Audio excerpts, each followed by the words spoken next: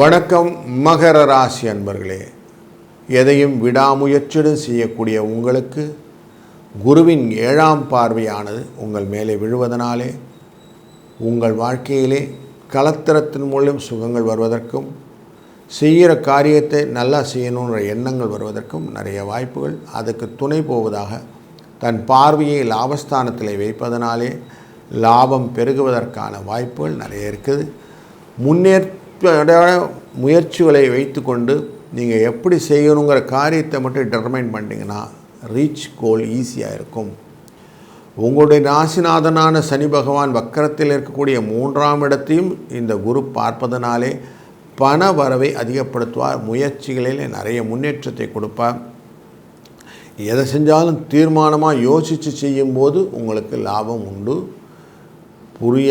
புதிய தொழில்கள் புதிய எண்ண ஓட்டங்கள் வெற்றியை தருவதாக அமையக்கூடும். வாழ்க வளத்துடன்.